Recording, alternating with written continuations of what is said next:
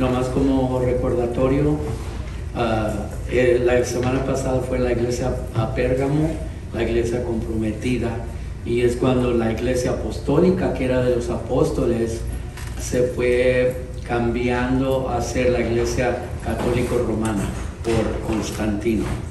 Muy bien, y luego dijimos que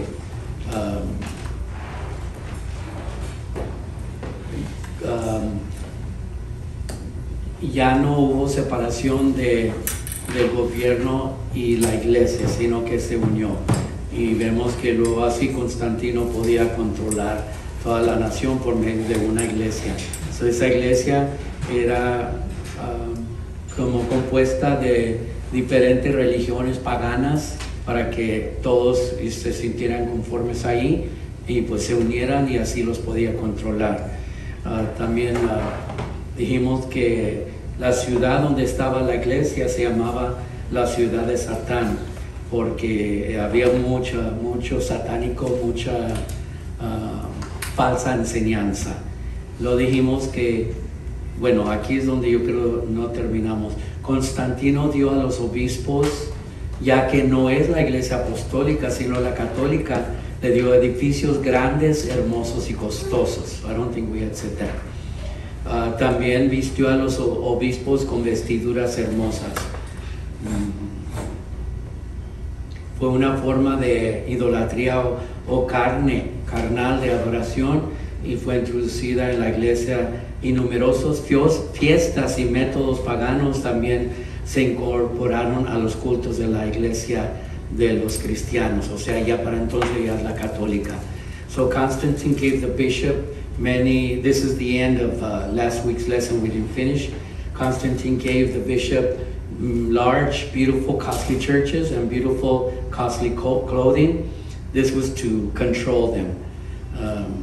He incorporated in the services of Christianity pagan worship from the other religious pagan churches. The church became rich, strong, and popular. And then they started the teaching that because of the union of the church and the state, this is important, the millennium, que el milenio no iba a suceder, el milenio iba a suceder sin el regreso de Jesús.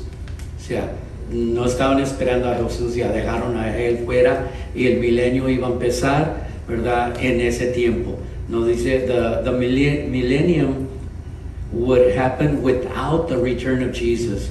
That Israel had disappeared forever, and the prophecy of the glorious return of Jesus had been given to the church, the Catholic, which was the spiritual Israel. So, like, God was not treating with Israel anymore. We know the clock for Israel had stopped. Right now it's the time of the Gentiles. That's everybody that is not Jews. But in the rapture, he starts the clock again with Israel. Okay? So ahorita estamos en el tiempo de los gentiles. El tiempo de los judíos terminó en la venida del Señor Jesucristo. Entonces, el Señor Jesús, ahorita estamos esperando que venga, pasa la tribulación y sigue el milenio, el reino terrenal de Jesús. Pero ellos están diciendo que ya la iglesia es Israel, entonces ya está Israel en el reloj de Dios, entonces ya puede ser o va a ser el milenio sin la venida de Cristo. Entonces ya desaparece la venida de Cristo para ellos. Y vemos que no es cierto, ¿verdad? So, any question there? Una pregunta. Muy bien. Y luego la conclusión era a esta carta a Pérgamo, menciona dos cosas. Al que venciere le daré a comer del maná escondido. Si recuerdan, en el desierto Dios sostuvo a Israel con el pan, el maná. Cuando se hartaron de pan, les dio carne hasta que saliera de sus narices, ¿verdad? Por su rebeldía. So, el maná es el símbolo del sustento y la provisión de Dios para el pueblo de Dios en el desierto. Y ahora se aplica que dará sustento a aquellos que vencieren. ¿Okay? Le dará una piedrecita blanca con un nuevo nombre escrito. Si recuerdan, en las carreras romanos, al que ganaba se le daba una piedrecita blanca y con su nombre escrito, y esa piedrecita le daba derecho de entrar a la fiesta, que era para los que habían vencido en las carreras. Nadie más podía entrar, era algo especial para ellos. Entonces, al que venciere, Dios nos dará una piedrecita blanca con nuestro nombre, y así tenemos derecho de entrar a las bodas del Cordero. So, let me see if I have it. To the one that overcomes, he will give them to eat of the manna. And this is a symbol of the bread that God gave Israel in the desert. The 40 years they were in the desert. We know that they got fed up with this bread, so he sent them birds that they were able to catch, and they ate meat till it was coming out of their noses. So this manna, it's a symbol of the provision and the support from God, like he gave them in the desert. Now to the ones that overcome, he will give them that provision and support. And also the energy to those that obey God's word. The one that obeys triumphs. He will give him a white stone with a new name written on it. In the Roman races, in the stadium, all the ones that, of course there was a main winner, but all the ones that did finish, we see that they were given a little white stone with their name on it. That gave them authority to enter the feast that was only for those winners. Nobody else could go. So we will receive a white stone. It's symbolic in our case, with our name on it, and that means we will enter in the feast with the Lamb, which is Jesus Christ, and then we will enter into the millennium. So that's the end of that church. Muy bien. Let us go to the church for today.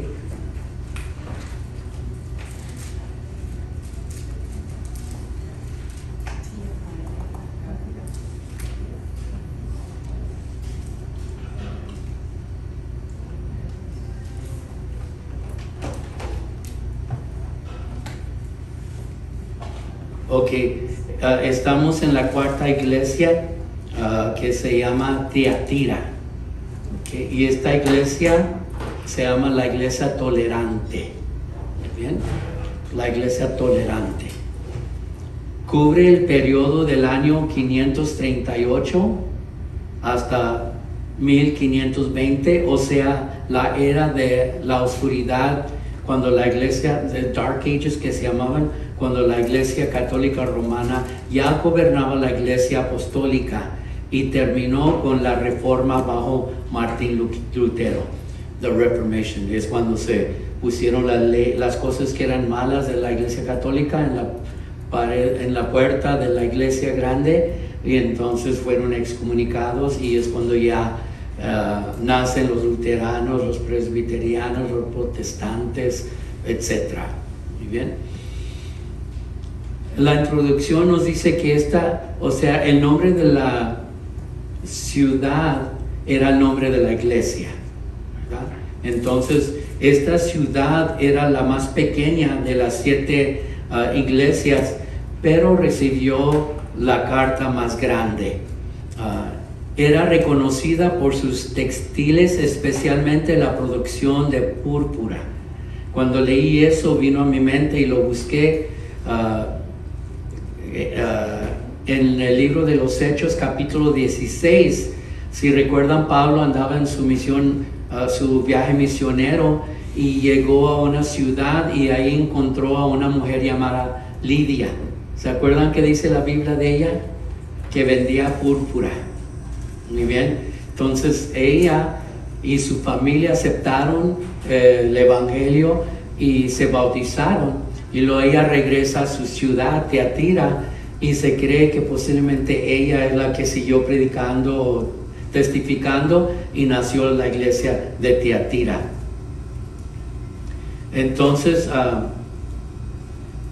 Eso es un punto muy importante, ¿ok? Porque vemos que esta ciudad vivía en medio de mucho paganismo, ¿verdad? Entonces empezó esto a infiltrar en la iglesia.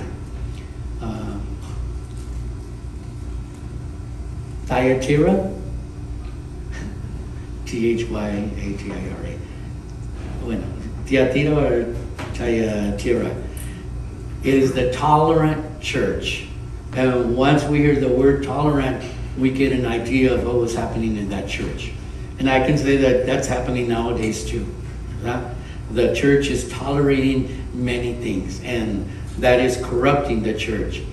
This covers the period of the Dark Ages when the Roman Catholic Church took control of the real church, the Apostolic Church, the year 538 to 1520, and that's when the Reformation started. Martin Luther and John Hus and Calvin and a lot of these different men that joined in to rebel against and protest against the Catholic Church, and they were excommunicated, and then that's where the Baptists, the Lutherans, Pentecostal, Presbyterians, all these other religions were formed.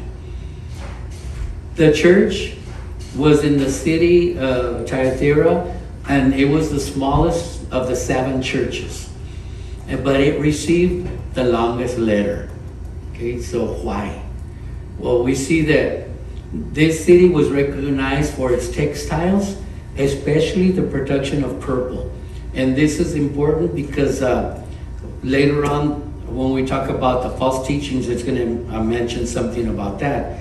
Also, in Acts 16, Paul arrives, I don't remember the name of the city, I didn't write it down, but he arrived at this city and he found this woman, because when there was not a church in a city, what they did is they went up by the edge of the river, like the Apostle Paul, and they would find people united there in prayer, and then he would witness to them.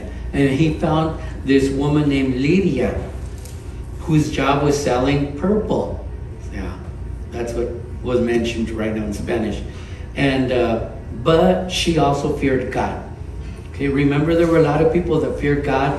Even in the time of Israel, there were people that joined Israelites. They would confess Jehovah as their God, and they would follow the laws of Israel. So they converted to that religion. And we see that here in the New Testament, a lot of people still believe in God. So she heard the gospel, and her family accepted the Lord, and they were baptized. So then she returns to her city where she's from, which is Thyatira, and the commentaries believe that she kept preaching and witnessing, and that's where this church was established. Okay.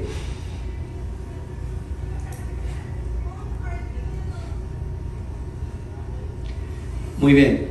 Esta iglesia tenía muy buenos frutos, que tenía mucho amor, tenía fe, paciencia y buenas obras. Eso es el encomio que Dios le dio, o sea, la laga. Esta iglesia tiene pues por decir los frutos. Están buscando el restaurante. Aquí les damos de comer, pero espiritual. Muy bien. Y aquí el Señor la halaga y menciona todas estas buenas cosas, el amor, fe, paciencia y buenas obras. Y dice que aún sus obras eran más que al principio. O sea, había avanzado en sus buenas obras. Cuando uno es recién salvo, tiene buenas obras, pero uno va creciendo y perfeccionando sus obras, y es lo que Thyatira había hecho. Pero, dice, y recuerden, ¿verdad? Cuando hay un pero, es que algo malo viene. Dice, estaban tolerando, se llama la iglesia tolerante, ¿verdad? Estaban tolerando una falsa maestra, esta mujer. Y nos dice que tenía, bueno, Jesús aquí en Apocalipsis se refiere a esa mujer que está dando falsas enseñanzas en esta iglesia de Thyatira, y le llama Jezabel. No se cree que fuera su nombre, pero tenía las características de Jezabel del Antiguo Testamento, una mujer pagana que Acab, el rey de Israel, se casó con ella. Ella admitió religiones paganas, dioses paganos, y introdujo Baal, ¿verdad?, a los israelitas, y persiguió a los profetas de Dios. Aún si recuerdan, ella es la que persiguió a Elías después de que hubo aquel desafío que estaba Elías solo. El pueblo de Israel estaban sirviendo a Baal, y Elías los junta y dice: ahorita vamos a decidir, ustedes se van a decidir, o sirven a Dios o sirven a esos falsos dioses. Y entonces el desafío fue de que el que mandara fuego y consumiera el sacrificio era el Dios real. Pues los profetas falsos estuvieron danzando, saltando y clamando a su Dios, no hubo nada. Entonces le tocó a Elías. Él se acerca y levanta su rostro a Dios y dice: Señor, muéstrate para que esta gente pueda creer en ti. Una oración tan sencilla, pero de lo profundo del corazón. Y vemos que ella persiguía a esos profetas, persiguió a Elías, lo quiso matar, mató los profetas de Israel, los que servían a Jehová, y pues fue una mujer muy mala. Y ya dije, ¿verdad?, que introdujo la adoración a Baal. Nos dice que posiblemente tenía la apariencia de mujer de Dios porque estaba enseñando la Biblia, pero su corazón era malo, ¿verdad? Entonces muchas veces tenemos lo exterior, pero no tenemos lo interior, ¿verdad? Y a veces tenemos lo interior, pero no tenemos lo exterior, si me explico, ¿verdad? Así es que la Biblia nos da una guía: por sus frutos los conoceréis.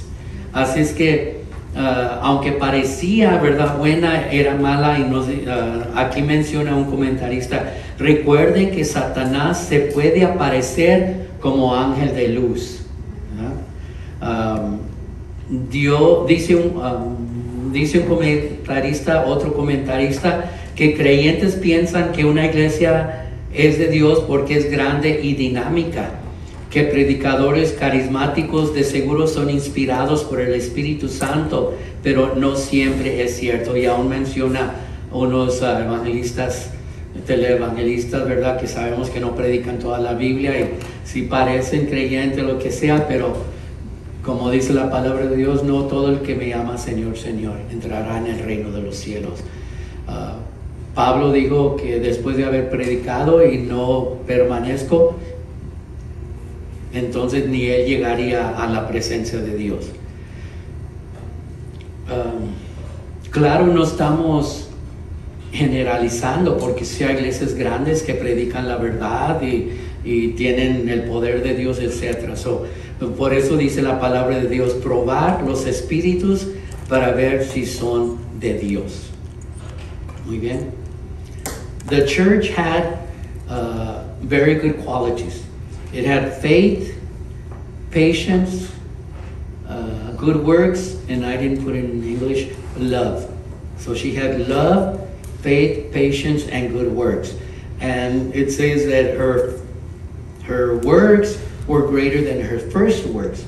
In other words, when we're recently saved, we're on fire for the Lord and we do a lot for Him. Well, this church had maintained in the love of God and even excelled what she was doing before. So even if we are in our first love, there's more room for advancing, in serving our Lord. But they were tolerating a false woman teacher. I must clear that later on we're going to mention this again, but I want to clear it up right now. Right now, the letter is directed to the pastor, which is the angel that it says, the angel of Thyatira, but the angels were actually the pastors, to the religious leaders and those that accept the false teachings. So there is a group that rejects those. And at the end, we're going to see how God deals with them. Okay? So they were accepting the false teachings of a woman. And Jesus here in Revelation calls her name Jezebel. That might not have been her name, but he was referring to her characteristics. There was a woman in the Old Testament. She was not of Israel. She was a pagan, from a pagan nation, but the king Ahab married her, and he tolerated her. She introduced her pagan god to Israel and other, false gods. And she started teaching that religion, and Ahab was accepting it. She also persecuted the prophets of God. There was one moment when, in English, there's an Elisha and an Elijah. I don't know the difference. In Spanish, it's Elias y Eliseo. So it was Elias. Do you know the difference? No. But okay, just remember it's Elias. My backup failed, my call to my lifeline. Anyway, this lady, the king's wife, she persecuted the prophets. Elias, one time he told Israel, he gathered them all. There were 450 prophets of Baal, which was a false god, and there were 450 of other gods, which were 900 prophets, false prophets, that were against Elias. And he told them, Israel was united, and he told them, you must make a decision. Either you serve God, or you serve those pagan idols. And he said, the way we're going to prove which is the true God, we're going to put this altar here, and the one that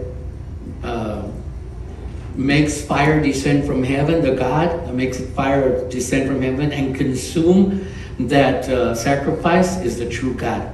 So all those prophets were jumping and yelling and cutting themselves and calling to their gods. And Elias even said, is he out of town? What's going on? And he was making fun of them. And then, they gave up. Then Elias, he orders for them to put water on it. And there was like a little ditch around it till the water was flooding out of that ditch. So the water was, the sacrifice, the wood was penetrated with water. It's hard to burn, right? When it's wet. Entonces, he went to God, and all he did was a simple prayer. God, send fire from heaven so that these people can see that you're the real God. And empieza. And the fire descended. It consumed, all of those, that sacrifice. And then Elias, the prophets, the people went against those gods and killed them. And then Jezebel, she went after God's prophets and killed a lot of them, and she was seeking Elias to kill him. And we see that Elias, he leaves, and later on, the next chapter, we see that he's hiding in a cave. And God comes to him, and he tells him, why are we here? There's a lot of work to do still. And he told him to eat and drink. He supplied the food through birds, what are they called, the blackbirds or ravens? And he ate, and then, he had a journey before him. So we see that those qualities that this Jezebel had, Jesus referred to the one in Revelation with that church, or that Thyatira, that was the lady, the false teacher in the church there. Okay, like we said, it might not have been her name, but the qualities were of that one. She appeared like a woman of God because she taught the Bible, but her heart was evil. Satan can appear like an angel of light to deceive the believers.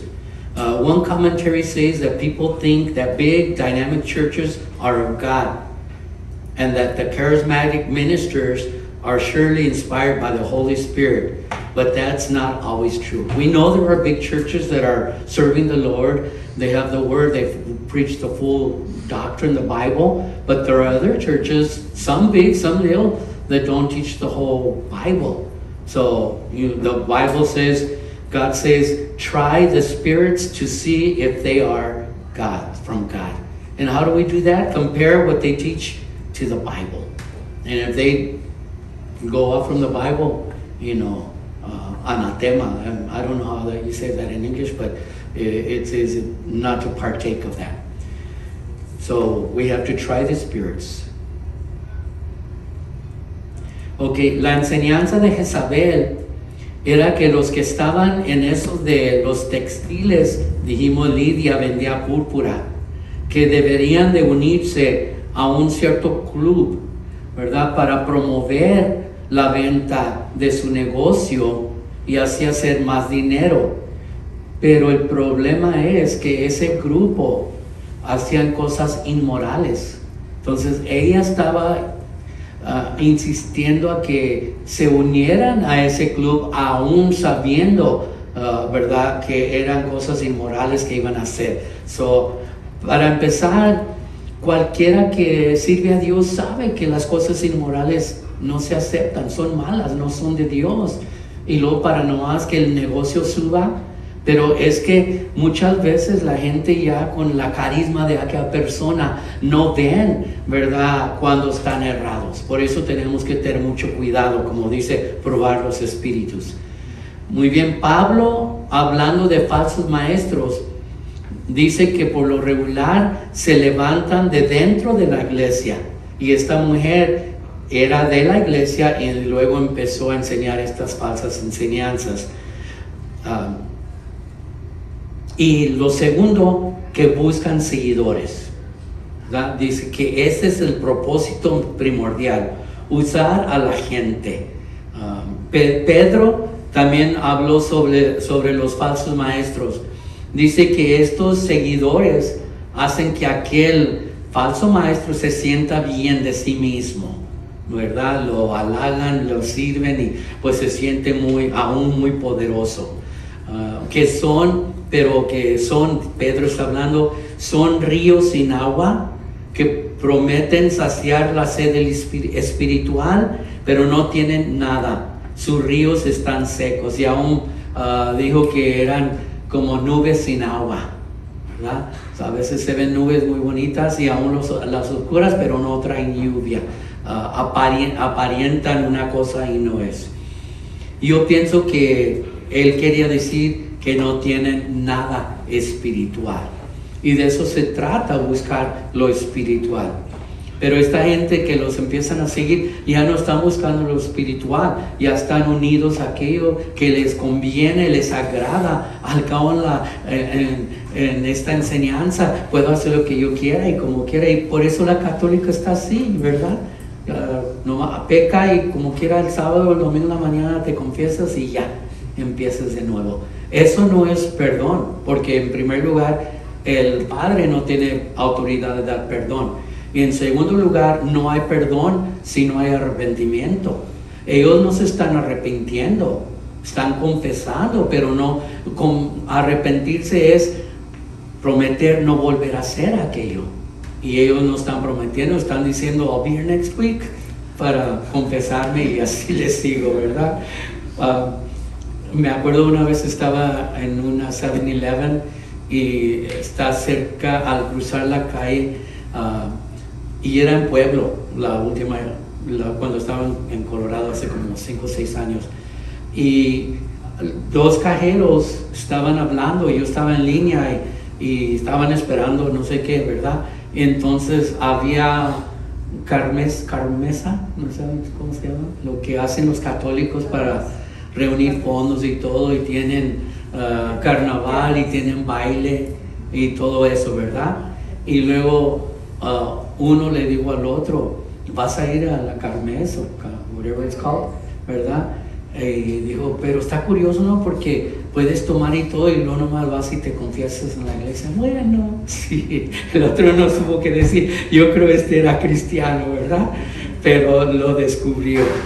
So, vemos que ya se está infiltrando dentro de la iglesia ¿verdad? Que el testimonio no importa. Si recuerdan cuando uno de nuestros líderes, Clinton, perdón si usted votó por él o lo que sea, pero se acuerdan que estaba acusado de muchas falsas cosas, ¿verdad? No falsas, de cosas sexuales, ¿verdad? Con mujeres y todo, y él se defendía con la definición de una palabrita, ¿verdad?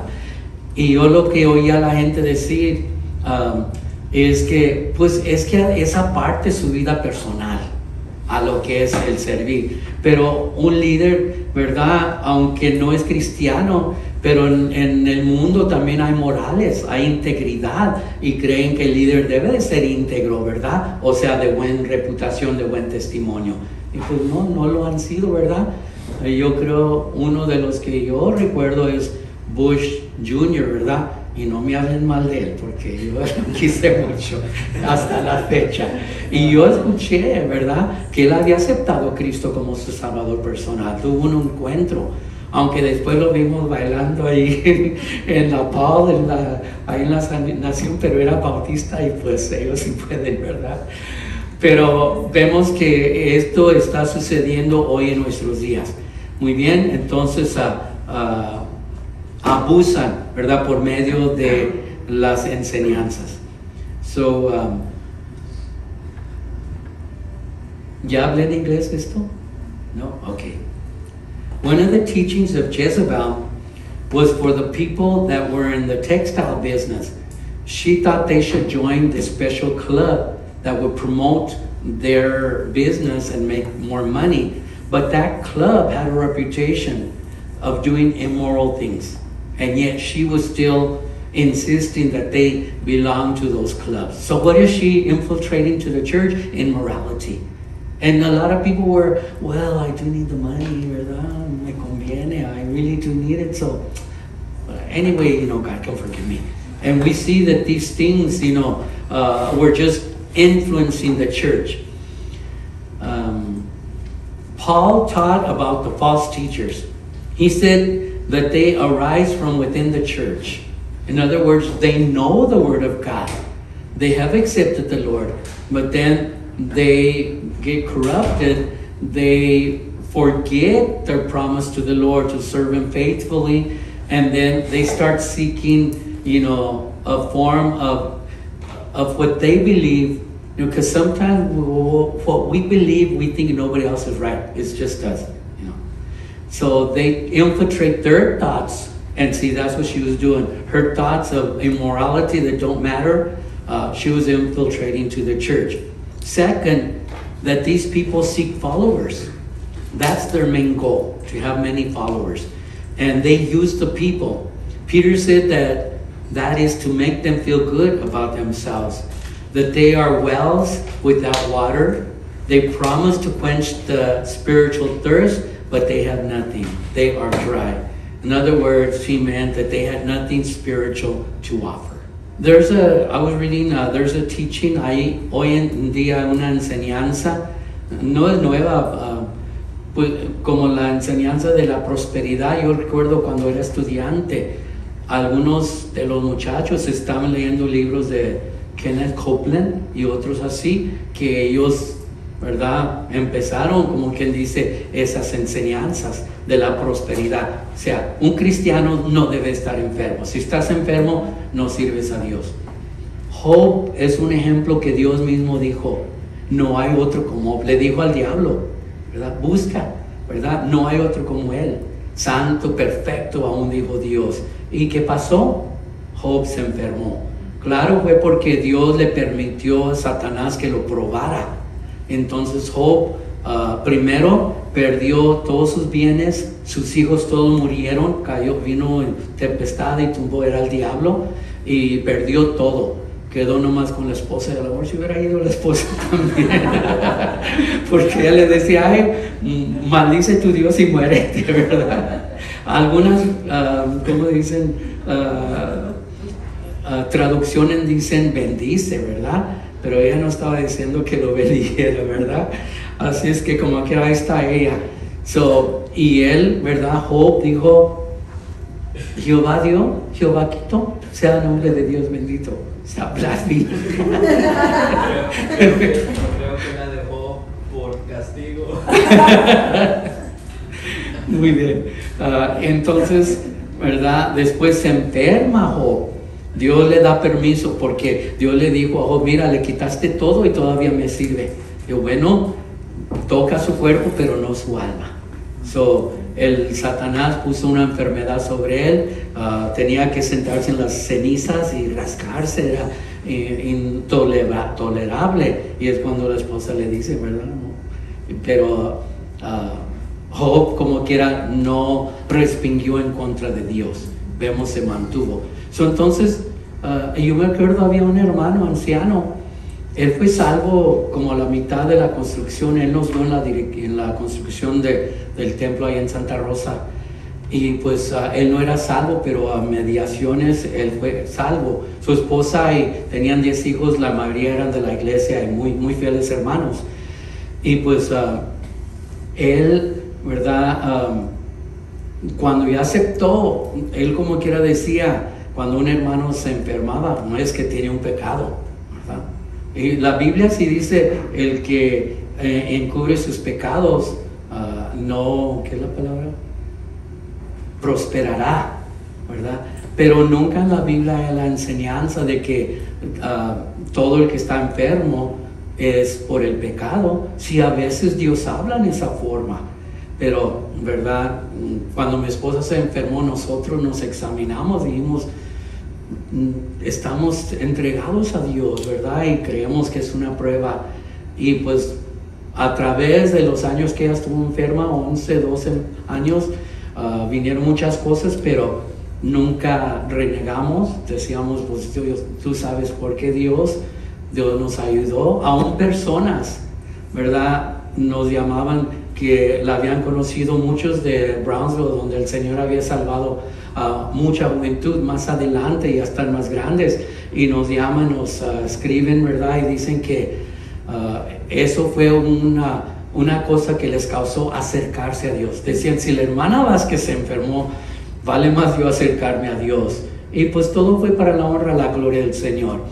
Entonces este hermano decía eso, ¿verdad? Pero cuando él se enfermaba, que decía, no, es una prueba, así como muy convencido, ¿verdad? Pero nunca debemos juzgar, ¿verdad? Si un hermano se enferma, Dios sabe por qué, ¿verdad? Y no vamos a juzgar. Lo que vamos a ver es su reacción, se entrega a servir a Dios y sale adelante. Quizá es la manera que Dios lo va a llevar a su presencia, porque también la enfermedad tiene pues ese propósito. Así es que esta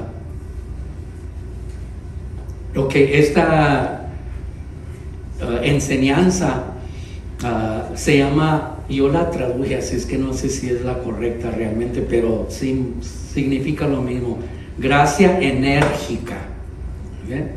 Gracia enérgica. Si creen como nosotros que al ser salvos, o sea, por medio de la gracia, todos nuestros pecados han sido perdonados, sí, pero luego le agregan, dijo un comentarista, le echan sal al agua, dice, pero luego dicen que como nuestros pecados han sido perdonados, podemos vivir como querramos o queremos sin tener que confesar nuestros pecados, que ahí en sí es una falsa enseñanza, porque allá en 1 de Juan, Juan dice, pasa hermana, si gusta ahí.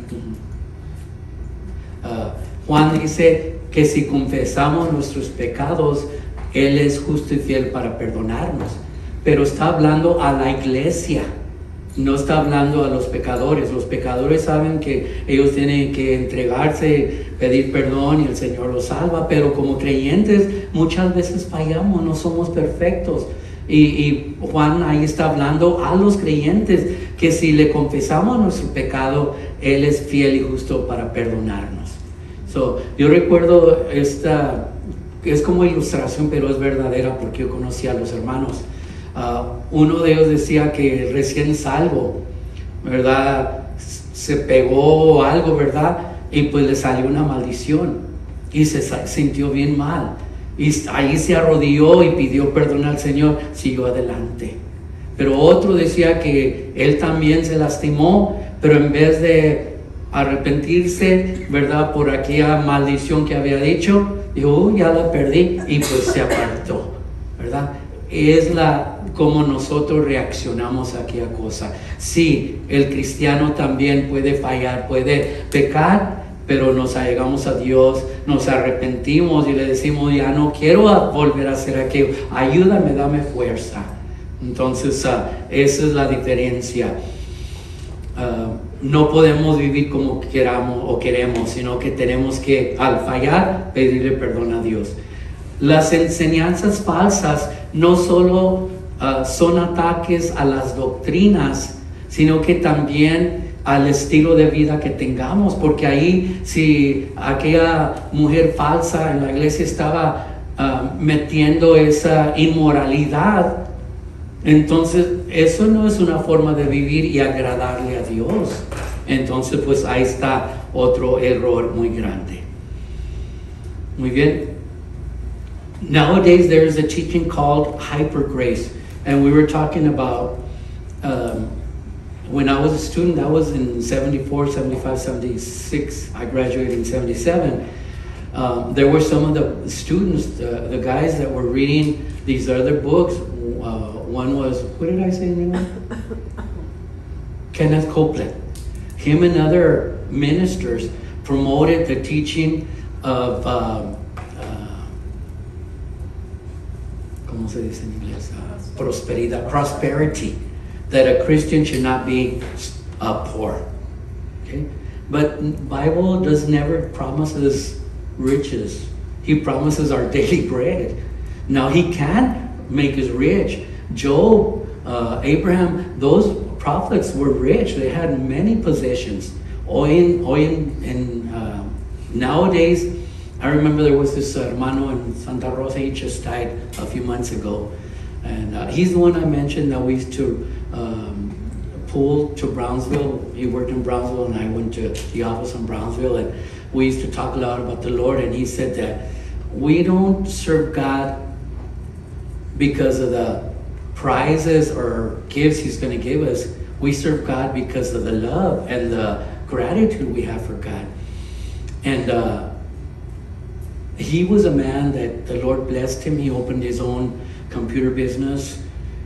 His main goal was always to cooperate to the obra, to the work of the Lord. In our general conventions, there was a time when on a Sunday there was a big offering raised. $20,000-$30,000 were raised, and that was used for the missions in Mexico and later on in Central America. And he would always give $5,000. Everybody else gave 100, maybe somebody 1,000, but he would, and he was giving. In Santa Rosa, our insurance was $6,000 per year, and he would tell me on the side, because he was very humble. He would say, "Hermano, have the church pick up what they can, and whatever we don't reach the goal that we need, I'll put the rest." Sometimes he put $2,000, and he was just a giving man, And when I was in Pueblo, I had difficulty, and I called him, asked him for a loan, and when I was going to start paying him, I got in contact with him so that he could tell me how to do it or where to send it or what. And he said, "Brother, I was just waiting for you to, be ready to pay me back so I could tell you it's a gift." But he was that way. And so God can give us, he can make us, rich.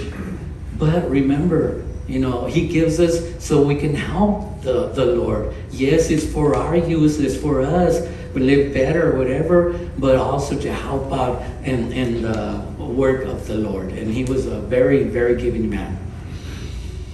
So there are rich, but most of us are just living from check to check. I don't know how you are. So what is hyper grace? Okay, hyper grace. They do believe that when we are saved by grace, all our sins are forgiven. That's good. But then they add this other thing. They said, since all our sins were forgiven, we can now live however we want, and we don't have to confess our sins. It's just like saying, you know, go ahead, sin, but you're still saved. And that's not true. John, in his third letter, he wrote to the believers, not to the world, to the believers. If we confess our sins, that means we sin. You know, sometimes we call them faltas, you know, faults, but sometimes it is actually sin, and we sin. He said, God is faithful to forgive us our sin if we confess it. So in other words, we have been saved, but we have to live a holy life. We have to live a separated life. So if we do fail, if we do, you know, sin before the Lord, we can repent, come to Him, and He will forgive us. Peter sinned. He denied Him 3 times. And what did Peter do? He repented. He cried out to the Lord. The Lord forgave him, and then He used him greatly to build up the new church. The first sermon he gave, 3,000 people were saved. I don't even have a total of 3,000 people in 45 years, right? But the Lord used him greatly. He had sinned, but like people think God is a God of second chances, and thank God for that. As long as we are sincere, you know, in our coming back to Him. So the false teachings are only damaging the doctrine, are not only damaging the doctrine, the teachings. The doctrine is what we believe. We believe in the Trinity. We believe in healing. We believe in the second coming of the Lord. We believe in heaven. You know, we believe in hell. That's doctrine. That's something we cannot change. That's biblical. We can change how we pick up funds, or how we direct the service. You know, all of that is secondary. It's not doctrine. That can be changed. All the organizations, you know, administer in different forms. There's no one right way. Okay, so it not only affects the doctrine, but also that false teaching about how to live a holy and pleasing life before God. If she's teaching their immorality doesn't matter, then a Christian can be immoral and it's pleasing to God? No. They're damaging the way people live. That's why nowadays we see so many people that you wouldn't know they were Christians, right? You don't know unless you hear them or whatever. Right? Some people, even though they don't look it, you know, you can, when you deal with them, you can tell, you know, they've got a lot of love in them, and they have a lot of gifts that they use for God, and they work for Him. So we're not going to judge, you know, we're just going to concentrate on ourselves, judge our own selves. You know, we become better, and just always ask for the guidance of the Lord. Muy bien? Any questions? Or add it on?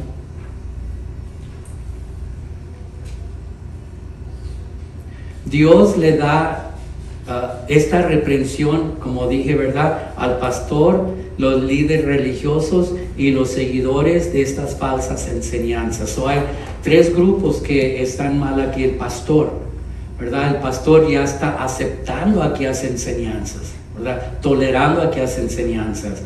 Los otros líderes, quizá si el pastor está errado, entonces tiene sus ayudantes, ¿verdad? Sus oficiales, ¿cómo se llaman? Ancianos, y que lo apoyan, le ayudan en dirigir la iglesia. Ellos le pueden decir, oiga, pastor, esto y no está bien. Pero ellos también estaban aceptando aquello. Y entonces había un grupo grande que también estaban recibiendo aquellas falsas enseñanzas. Pero vemos, ¿verdad?, que Dios habla a los demás, ¿verdad? Siempre hay un grupo que se permanece o se mantiene fiel a Dios. En Israel siempre había un remanente fiel. Aunque Israel por lo general iba tras los dioses paganos, había un grupo que siempre estaba sirviéndole a Dios como Él quería. Y hoy en día también, ¿verdad? Siempre hay un grupo, ¿verdad?, en cada iglesia que es más fiel, más allegados a Dios, quieren el bien de la iglesia, ¿verdad? Y pues a ellos está hablando aquí el Señor. Y les dijo, pero los que no han aceptado aquellas enseñanzas, les dice, no pongo sobre ustedes carga. O sea, no los estoy culpando a ustedes. Ustedes se han guardado. Y les dice, retén lo que tienes hasta que yo venga. Sigue fiel, permanece fiel, ¿verdad? Hoy en día pues las iglesias van cambiando. La doctrina, como digo, se debe de mantener, pero muchas veces algunos piensan, oh, la iglesia está muy oscura, ¿verdad? Pues como aquí tenemos razón, estas luces afectan, ¿verdad? Las cámaras a lo que van a ver los hermanos. Hace así, ¿verdad? Blurry o no blurry, sino que parpadeando. Y una hermana dijo, no, pero hay iglesias que tienen, las luces bien prendidas. Dije, sí, pero recuerde, hay iglesias que tienen dinero para comprar mejor equipo. Y nosotros no, pero un día lo tendremos, ¿verdad? Y luego le dije, pero eso no importa en lo espiritual. Si estamos en la oscuridad, si está muy oscuro, si hay sombras. No, le dije, es como uno llegue a la iglesia, ¿verdad? Me gustó y ojalá que no se ofenda, hermana, que use este comentario. La hermana dijo, a mí me gustan aquellos himnos antiguos, ¿verdad? Pues crecimos con ellos y me ha tocado y tantos cantos, ¿verdad? Bien bonitos. Pero dijo ella, pero hoy en día hay mucha juventud que están sirviendo a Dios y son los líderes nuevos. Entonces, no cambia la doctrina, acoplarnos a ellos para que ellos sigan adelante. Me acuerdo una pareja, ¿verdad? Ellos nos ayudaron en Santa Rosa. Ellos organizaron una banda, tenían como 20 jóvenes que tocaban en la banda. Y un día estaba hablando porque ya ve que, como yo les dije el otro día que toqué el piano, dije, pero yo toco antiguo, yo no sé las notas nuevas, ¿verdad? El esposo le dijo a ella, porque ella estaba diciendo, ay, no me gusta esa música nueva, no la puedo aprender, lo que sea. Y él le dijo, mira, acuérdate, cuando nosotros estábamos jóvenes, como cantamos ahorita, era diferente para los ancianos más grandes. Entonces, pero ahora es lo que cantamos, ahora está evolucionando.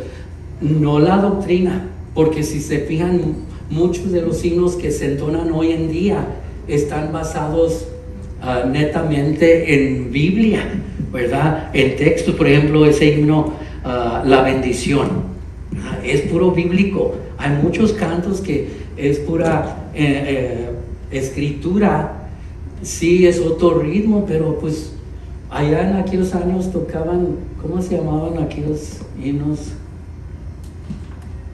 Como, no eran polcas, waltz, ¿verdad? Y pues se usaba mucho eso y ya después ya no, así es que van cambiando ciertas cosas, pero la doctrina no debe de cambiar.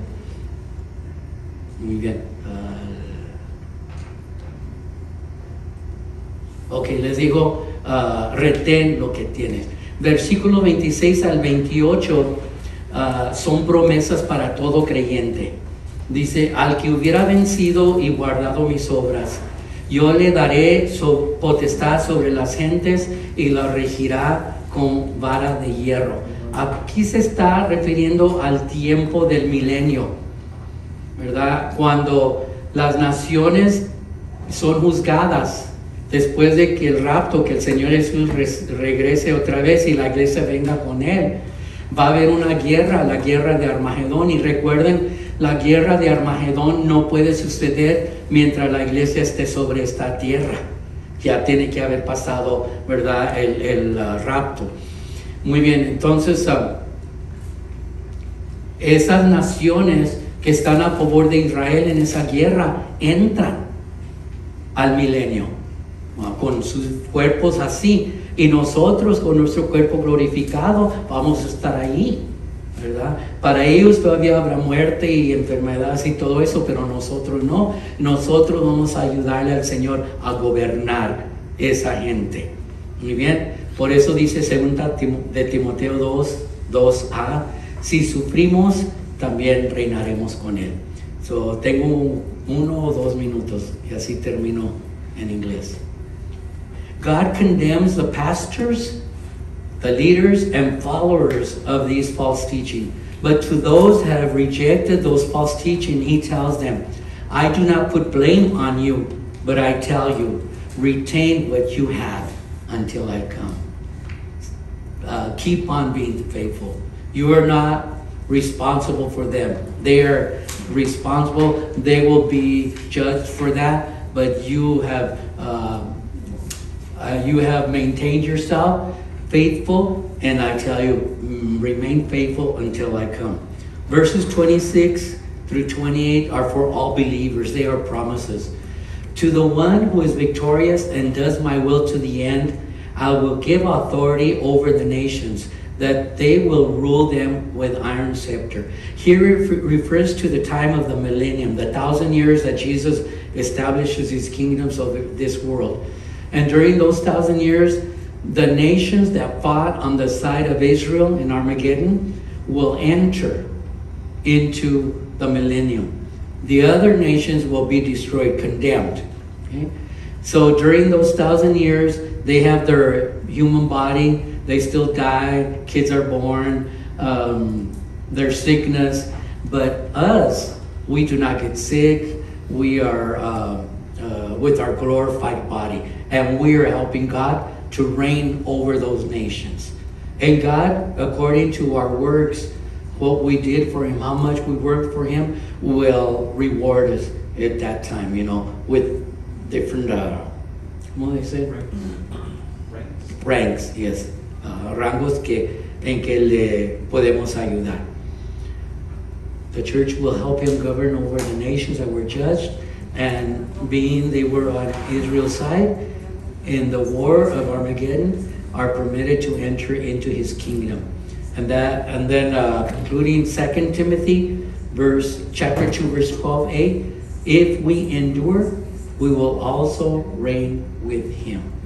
You know, that portion of 2 Timothy, I love it because it says, if we are unfaithful, he remains faithful. And then it says, if we suffer, we will also reign with him. So, si no hay alguna pregunta. What was that verse in 2 Timothy? 2:12a. Muy bien. Entonces me pasé 2 minutos, puestos de pie. Vamos a orar para despedirnos.